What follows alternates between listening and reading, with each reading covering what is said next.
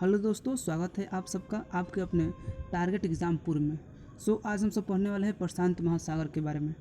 हम आप सबको हिंद महासागर के बारे में बता दिया था अगले वीडियो में, उस वीडियो को आप लोग जा कर के देख सकते हैं। तो आज का आपका टॉपिक होगा प्रशांत महासागर, ठीक है।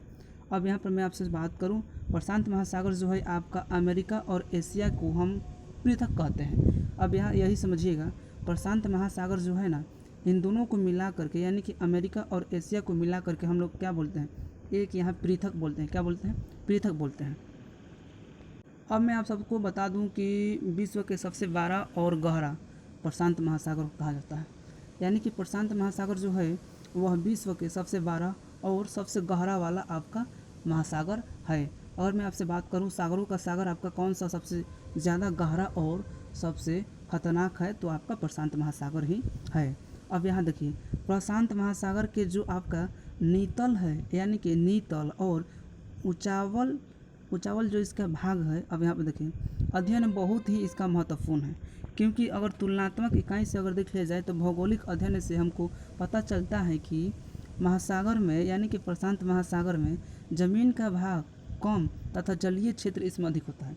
अब यहाँ समझिएगा, प्रशांत महासागर जो है ना, इसमें ज़मीन का भाग जो होता है, ज़मीन का भाग बहुत ही कम मात्रा में मिलता है, ठीक है, बहुत कम मात्रा में मिलता है। और यही जलीय भाग वाला इसका होता है ना, जैसे इसका जो जलीय भाग होता है, जलीय भाग का मात्रा इसमें बहुत अधिक होता है, ठीक है। अब यहाँ आप लोग इस डायग्राम को देख करके प्रशांत महासागर के बारे में बहुत आंकड़ा लगा सकते हैं, ठीक है। अब यहाँ पे मैं आप सबको बहुत बेहतरीन तरीक़ों से बता सकता हूँ और आप लोग यहाँ देख करके अंदाज़ा भी लगा सकते हैं।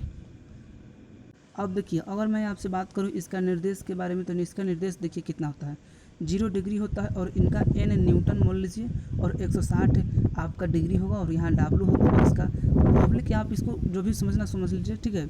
अब यहाँ देखिएगा, अब इसका सतही क्षेत्रफल जो होता है ना, इसका क्षेत्रफल कितना होगा आपका, इतना हो जाएगा, ठीक है। और आप इसको पॉइंट में देखना चाहते हैं तो 1 पॉइंट, ठीक है ना, 77 उसके 87 गुना 10⁻15 वर्ग फुट हो सकता है। अब यहाँ अगर बात करूँ आपका औसत गहराई, तो यहाँ पर 4280 मीटर इसका औसत गहराई है, किन का, प्रशांत महासागर का, ठीक है। और इनको अगर मैं इस तरह से अगर फुट में बोलूँ तो 14040 इसका फुट गहराई है। और मैं आपसे बात करूँ अधिकतम गहराई के बारे में इनका, तो इनका अधिकतम गहराई 10,911 मीटर है, ठीक है। और फीट में अगर मैं बात करूँ तो 35,000, ठीक है, 35,797 फीट इनका अधिकतम गहराई है। अगर मैं आपसे बात करूँ जल आयतन, तो जल आयतन आपका इतना हो जाएगा, आप इनको पढ़ सकते हैं, ठीक है। मैं यहाँ पर आप सबको बता दे रहा हूँ कि 2.5 गुना 10⁻19 घन फुट इसका, ठीक है ना, जल आयतन होता है, ठीक है।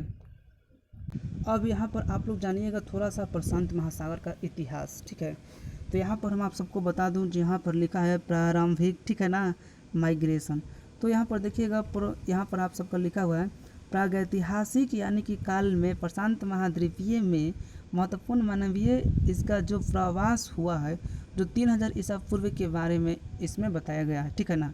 और ताइवान के द्वीप और जिनको हम सब बोलते हैं ऑस्ट्रेलियन लोगों ने लंबी दूरी और डोंगी यात्रा, जिनको डोंगी यात्रा बोला जाता है, डोंगी यात्रा की कला में महाभारत, ठीक है ना, महाहर, और यहाँ पर दिया है आपका हासिल की और दक्षिण, ठीक है ना। इन सभी कार्यों को आप लोग पढ़ करके समझ सकते हैं, बहुत बेहतरीन तरीक़ों से इसमें समझाया गया है। अब मैं आप सबको बता दूं कि ये सब आप पूरा कार्य को पूरा बेहतरीन तरीक़ों से पढ़ सकते हैं, ठीक है ना। अब इसमें बहुत सारा बेहतरीन तरीक़ों से आप लोगों को इसमें समझाने के लिए दिया गया है। ये सब आप टिप्पणी पढ़ करके भी थोड़ा सा और अध्ययन कर सकते हैं। अब यहाँ तक अगर आप पढ़ लीजिएगा तो आपको बहुत बेहतरीन तरीक़ों से समझ में आ जाएगा। हमको उम्मीद है कि आपको इन सभी फिगरों को देख करके आप अंदाज़ा लगा सकते हैं कि प्रशांत महासागर का आकृति किस प्रकार से होगा, ठीक है ना। तो हमको उम्मीद है कि आप लोगों को बहुत बेहतरीन तरीक़ों से प्रशांत महासागर के बारे में समझ में आ गया हो। तब तक के लिए इतना ही, फिर मिलेंगे अगले वीडियो में। जय हिंद।